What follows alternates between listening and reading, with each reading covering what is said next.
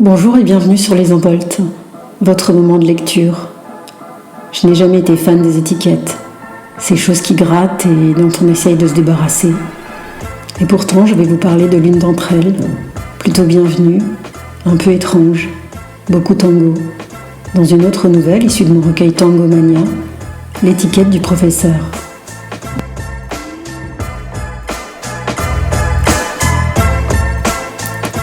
Quand il a ôté son pull rayé, elle a tout de suite vu la petite étiquette. Son regard est remonté vers les coutures, vers les côtés, le col. Plus de doute possible, il avait enfilé sa chemise bleu marine à l'envers. Il a mis de la musique pour signaler le début du cours et annoncer qu'on allait travailler le boléo. À la première tentative d'interruption du pas de la jeune femme, par un contre-mouvement du professeur Bolano, la jambe de Sarah, au lieu de décrire le piquet dans lequel elle était censée s'engager, a fait quelque chose qui ne ressemblait à rien de connu pour venir retomber du mauvais côté.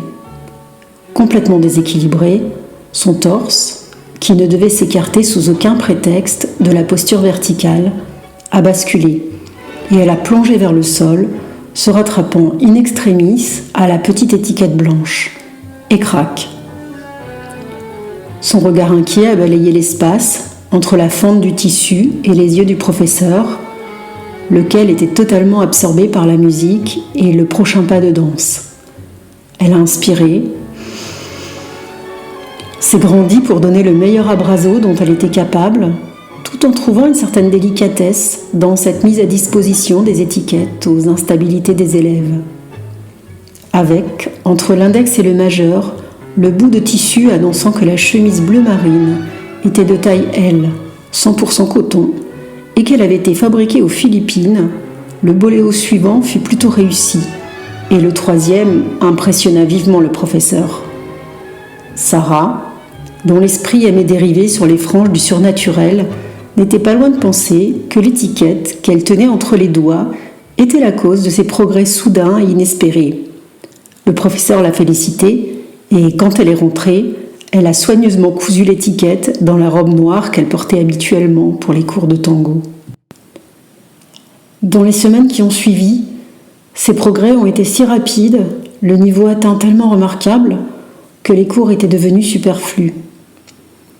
Quelque temps plus tard, en feuilletant le net, Sarah est tombée sur un article détaillant l'étrange cambriolage dont le professeur Bolano avait été victime.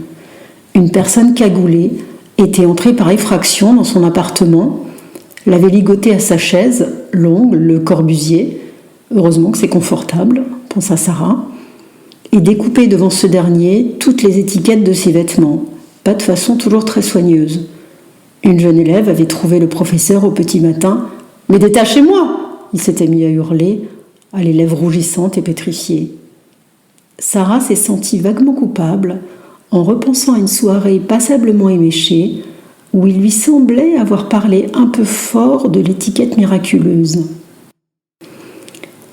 Un designer très connu s'est inspiré de la mésaventure du professeur pour créer une ligne de vêtements avec entaille, cordage et étiquette apparente. Par souci d'un certain droit d'auteur, il a envoyé un exemplaire de chaque vêtement au professeur, quelque peu surpris de découvrir un matin une dizaine de colis pleins de vestes, pantalons, chemises, t-shirts et autres parsemer son palier. Il a pris le temps de tout essayer et comme il avait une belle silhouette élancée, les extravagances déstructurées du créateur lui allaient plutôt bien. Avec les vêtements sont venus quelques articles dans des revues de tango et des couvertures de magazines, et aussi une célébrité impromptue. Des personnalités ont voulu prendre des cours chez le professeur Bolano, jusqu'à Mirovic Nowar, qui a précisé dans un tsunami de air roulé qu'il les voulait très virils. A pensé le professeur, que Nowar paya d'une grosse liasse de billets assortis d'une bouteille de vodka. « C'est beaucoup trop, » a dit le professeur. « C'est moi qui décide combien je paye, » a répondu Nowar devant les regards austères de ses gardes du corps. Le professeur s'est tu, sachant bien quel sort était réservé aux opposants. Après un cours particulièrement chargé en testostérone, duquel Nowar est reparti avec la mâchoire un peu moins contractée, ce qui chez lui équivalait à un sourire, le professeur Bolano a éprouvé l'envie de marcher dans la ville, et ses pas l'ont porté vers une petite place où se déroulait chaque semaine un bal tango, bal qu'il fréquentait régulièrement avant que le nombre de ses élèves n'enfle de façon exponentielle. Il y a aperçu Sarah, qui l'invita d'une subtile mirada. Elle a hésité, puis finit par signifier qu'elle acceptait. À la fin des 3 premières danses, le professeur s'est répandu en compliments. Une légèreté audacieuse, c'est exactement ce qu'il a dit. Il faisait chaud ce soir-là, et quand la musique s'est arrêtée, ils sont allés s'asseoir sur les rochers au bord de la mer. « Je vous ai déjà parlé ?» a demandé le professeur. « De tango, oui, souvent. Et d'autres choses ? Non, juste de tango. » À ces mots, le professeur s'est laissé glisser dans l'eau noire, sous le regard étonné de Sarah. Elle l'a entendu nager, et le bruit que faisait le corps au contact des vagues s'est estompé petit à petit. Elle a songé à appeler de l'aide, mais est restée immobile devant les flots. Dans la semaine qui a suivi, des hommes qui cherchaient à savoir où était passé le professeur l'ont prise à partie dans la rue. « C'est pourtant vous qui l'avez vu en dernier », a dit un type immense à l'accent hurlant. « Et puis je l'ai perdu de vue. Il n'y a pas de lampadaire sur la mer. »« Allez, lâche-la.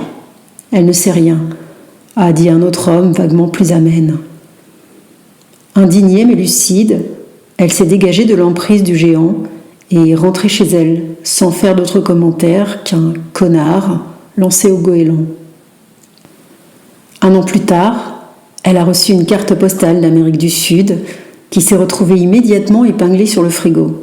« Tu reçois des cartes sans message, toi ?» a dit son petit ami du moment, vaguement suspicieux. Ça évite de dire des banalités. Au fil des mois, le frigo s'est rempli, puis a débordé de cartes avec vues sur plage, rues, paysages plus ou moins naturels. Il y avait des choses très kitsch qui s'enchevêtraient avec du sublime, mais jamais de messages. Sarah suivait avec une ferveur certaine un périple dans des villes qu'elle connaissait au mieux de nom, scrutant le passage du facteur sous l'œil irrité du petit ami. Puis un jour, il n'y a plus eu de carte, et après un mois d'aller-retour excessif à la boîte aux lettres, elle a décidé de partir pour un tour du monde, vendu tout ce qu'elle possédait, ne gardant qu'une valise avec des vêtements, quelques livres, les cartes.